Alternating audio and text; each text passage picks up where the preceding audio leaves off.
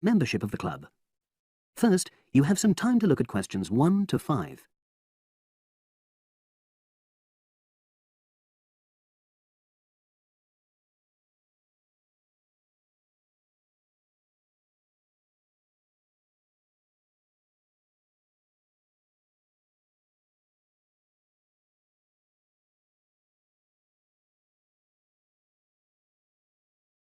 Now we shall begin. You should answer the questions as you listen, because you will not hear the recording a second time. Listen carefully and answer questions 1 to 5. Oh, excuse me. I wonder if you'd have the time to take part in some market research. What's it about? About this club and your experiences and opinions about being a member. It'll take less than 5 minutes. Oh, OK then, as long as it's quick. Can I start by taking your name? It's Selina Thompson. Is that Thompson? Yes. Okay, great. Thanks. And what do you do for a living? Well, I'm an accountant, but I'm between jobs at the moment. I understand. But that's the job I'll put down on the form. And would you mind my asking which age group you fall into? Below 30, 31 to 50, and above? Over 50, I think we can safely say. Great, thanks. And which type of membership do you have? Sorry, I'm not sure what you mean. Do you mean how long of... No, is it a single-person membership? Oh, right, no, it's a family membership. Thanks. And how long have you been a member? Ooh, let me see. I was certainly here 5 years ago, and it was probably 2 to 3 years more than that. Shall I put down 8? Oh, I remember now. It's 9, definitely. Sorry. No problem. I've got that. And the last question in this first part is, what brought you to the club? Sorry? How did you find out about the club? Did you see any ads? Well, I did actually, but I have to say I wasn't really attracted to the club because of that. It was through word of mouth. So you were recommended by a friend? Actually, my doctor. I'd been suffering from high blood pressure, and he said the club was very supportive of people with that condition, so I signed up. Great, thanks. Before you hear the rest of the conversation, you have some time to look at questions 6 to 10.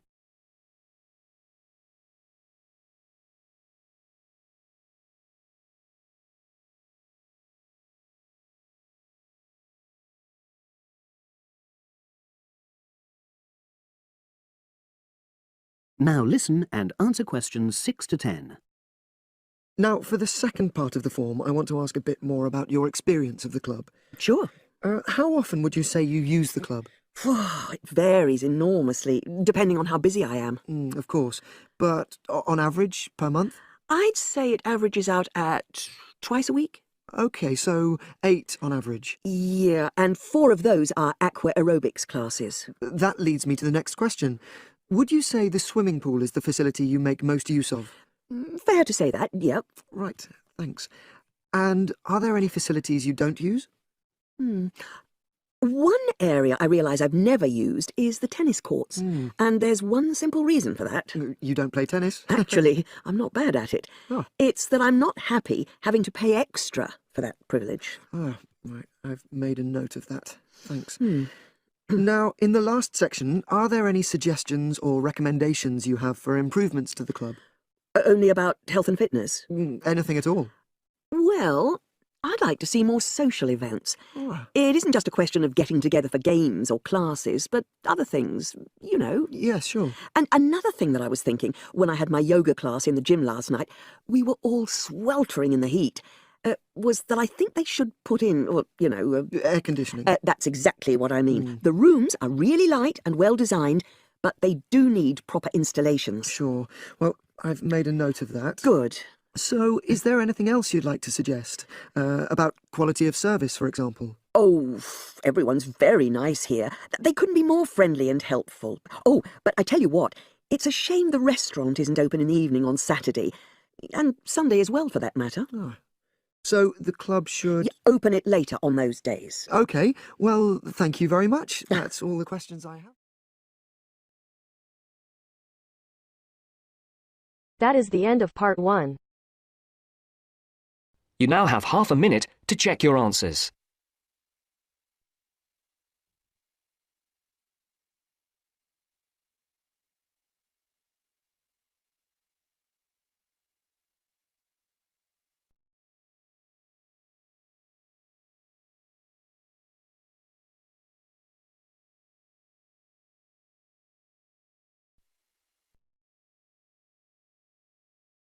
Now turns to part 2.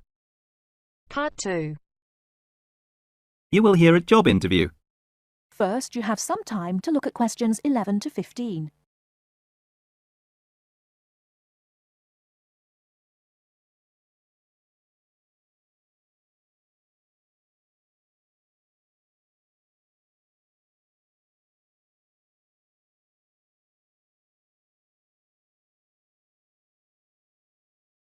Now, listen carefully and answer questions 11 to 15. Please sit down, Mr. Wilson. My name's Jane Smith, and I'm the personnel manager. Hello, how do you do? Now, this is just a short preliminary interview. I'd like to talk about your present job and what you've done up till now. Yes, of course. Well, could you tell me how long you've had your present position in evening news? It is evening news, isn't it? Yes, that's right. I'm not sure. Let's see. I left university in 2002. Is that right? Yes, 2002. Then I was unemployed for about 2 months, and then I travelled round Britain for a few weeks. So it must be more than 3 years now, in fact. Yes. And have you any particular reason for wanting to change your job? I mean, why do you want to move? Well, I actually like my present job and still find it interesting. The salary's okay, so it's nothing to do with money, though you can always do with more. I suppose the thing is that I'm really very ambitious and keen to get promoted, so that's the real reason. You say you like your job. Can you tell me what aspect you like most? Oh dear, that's difficult. There are so many things. My colleagues are quite nice to go along with, so there's a good cooperative atmosphere, and compared to other presses, the working conditions are great. I mean, the office itself is good. Yes. And then there's the fact that, as a journalist, I regularly write articles about what is happening at home or in the world, so I have to make decisions. I must be responsible for what I have written. You know, that's what I really like most about the job. They give me lots of room for initiative. Yes. Well, we're looking for someone who isn't a clock watcher and who isn't too concerned about working fairly long hours. Oh, I don't mind that. I'm used to it. I often work irregular hours. I was very often made to work at night.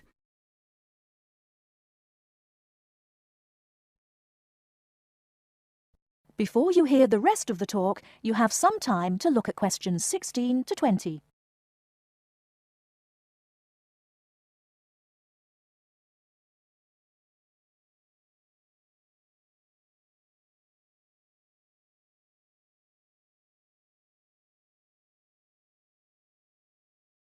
Now listen and answer questions 16 to 20.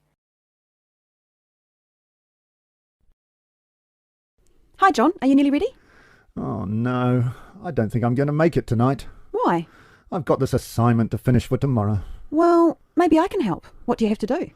I have to do a short presentation on some household object, and I just can't think of anything. I have to talk about what it is and the parts in it. Well, why not make it simple? Why not describe a bottle or a can?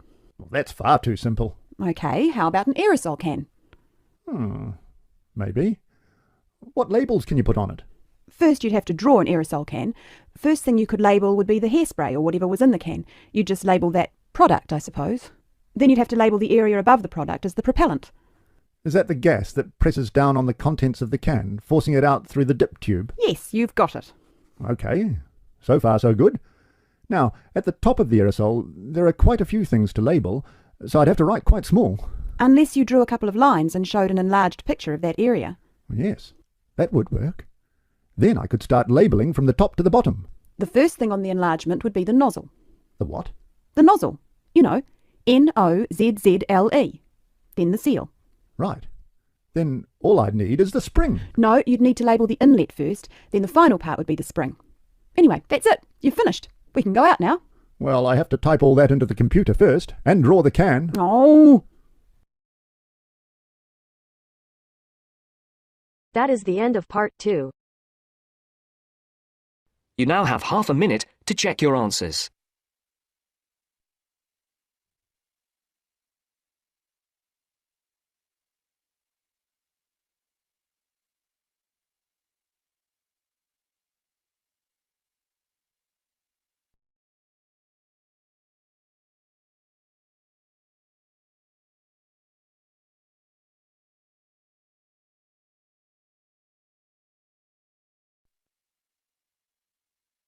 Now turns to Part 3.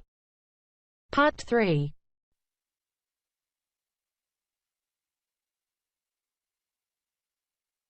Now turns to Part 3. Part 3. You will hear Peter Walsh being interviewed for a job. Listen and choose the correct answer for each question. First, you have some time to look at questions 21 to 25.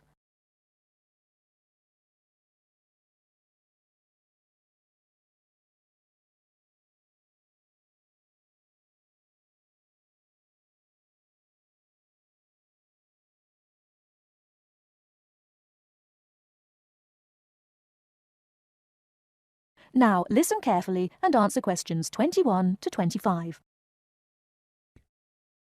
Joanne! Hi, you must be Rob. Nice to meet you. So, I hear you're planning to visit Australia.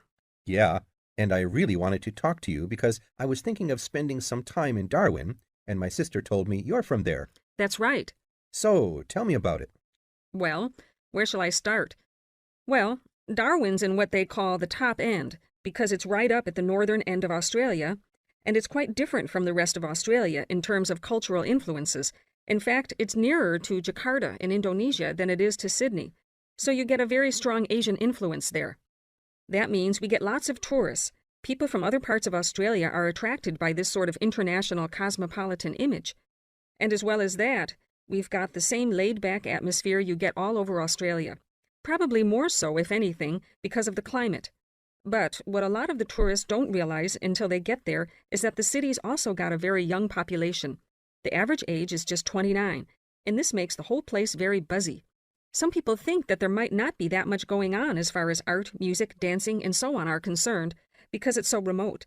I mean, we don't really get things like theater and opera in the same way as cities down in the south, like Sydney, for example, because of the transport expenses.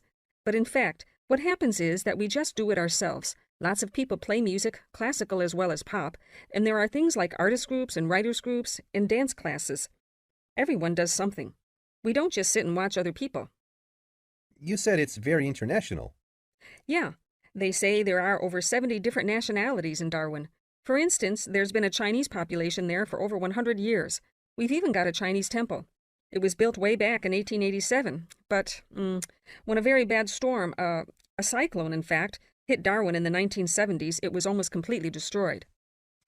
The only parts of the temple that survived were part of the altars and the stone lions, but after the storm, they reconstructed it using modern materials. It's still used as a religious center today, but it's open to tourists too, and it's definitely worth going to see it. Oh, and as far as getting around goes, you'll see the places that advertise bicycles for hire, but I wouldn't recommend it.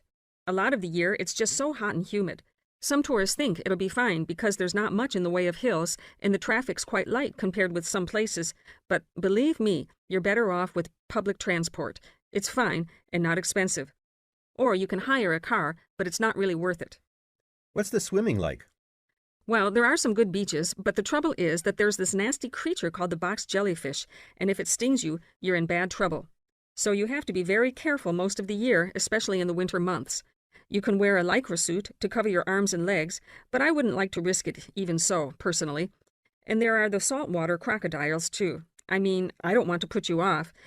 There are protected swimming areas netted off where you'll be safe from jellyfish and crocs, or there are the public swimming pools. They're fine, of course. Before you hear the rest of the talk, you have some time to look at questions 26 to 30.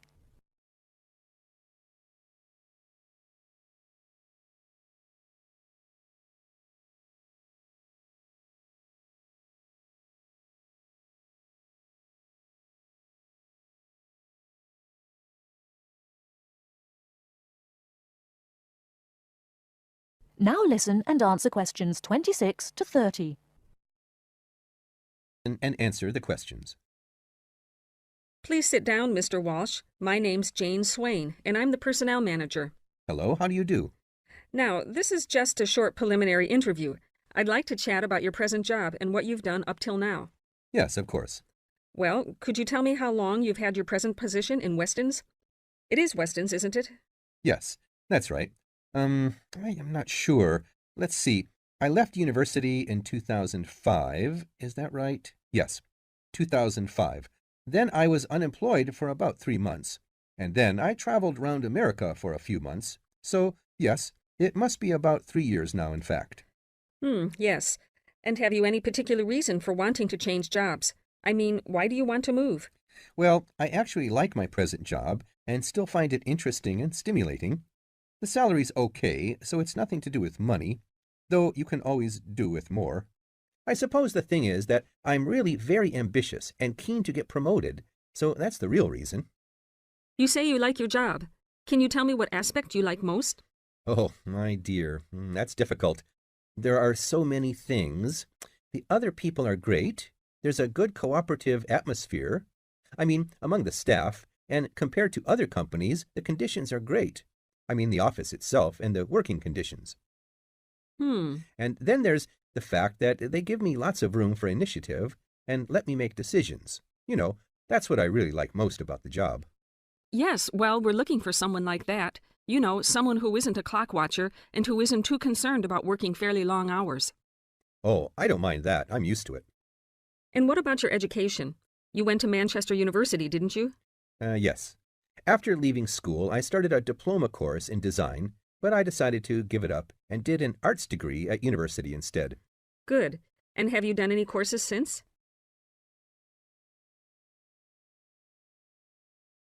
That is the end of part 3. You now have half a minute to check your answers.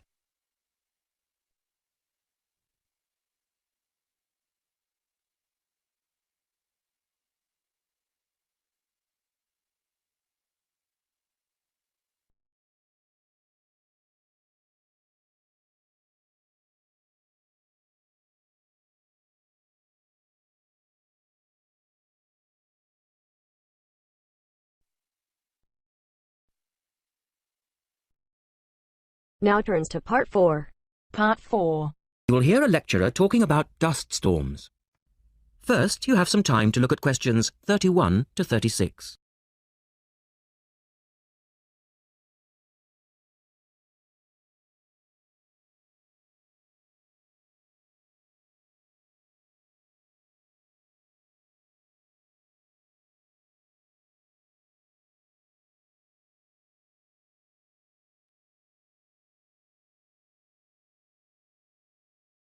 Now listen carefully and answer questions 31 to 36.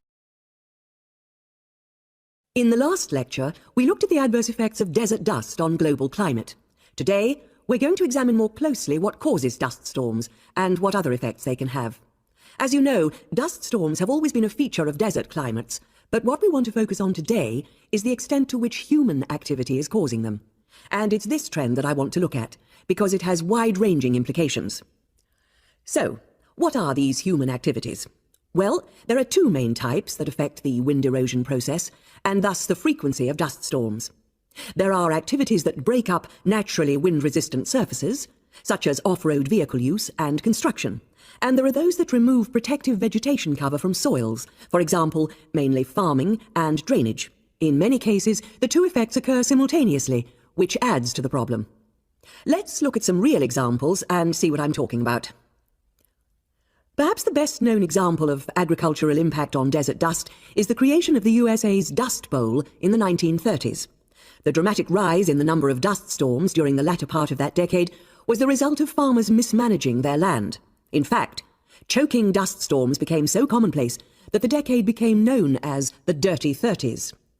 Researchers observed a similar but more prolonged increase in dustiness in West Africa between the 1960s and the 1980s, when the frequency of the storms rose to 80 a year, and the dust was so thick that visibility was reduced to 1,000 meters. This was a hazard to pilots and road users. In places like Arizona, the most dangerous dust clouds are those generated by dry thunderstorms. Here, this type of storm is so common that the problem inspired officials to develop an alert system to warn people of oncoming thunderstorms. When this dust is deposited, it causes all sorts of problems for machine operators. It can penetrate the smallest nooks and crannies and play havoc with the way things operate, because most of the dust is made up of quartz, which is very hard. Another example. The concentration of dust originating from the Sahara has risen steadily since the mid-1960s. This increase in wind erosion has coincided with a prolonged drought, which has gripped the Sahara's southern fringe. Drought is commonly associated with an increase in dust-raising activity, but it's actually caused by low rainfall, which results in vegetation dying off. In the second part, the speaker talks about the drying up of the Aral Sea. Look at questions 37 to 40 and complete the flowchart.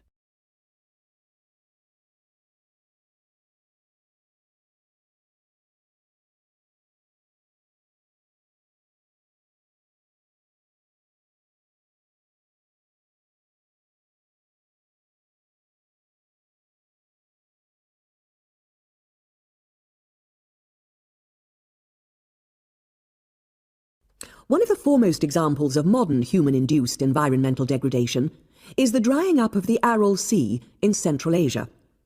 Its ecological demise dates from the 1950s, when intensive irrigation began in the then Central Asian republics of the USSR. This produced a dramatic decline in the volume of water entering the sea from its two major tributaries. In 1960, the Aral Sea was the fourth largest lake in the world, but since that time it has lost 2/3 of its volume. Its surface area has halved, and its water level has dropped by more than 216 metres. A knock-on effect of this ecological disaster has been the release of significant new sources of wind-blown material as the water level has dropped. And the problems don't stop there. The salinity of the lake has increased so that it is now virtually the same as seawater. This means that the material that is blown from the dry bed of the Aral Sea is highly saline. Scientists believe it is adversely affecting crops around the sea because salts are toxic to plants. This shows that dust storms have numerous consequences beyond their effects on climate, both for the workings of environmental systems and for people living in drylands. That is the end of part 4. You now have half a minute to check your answers.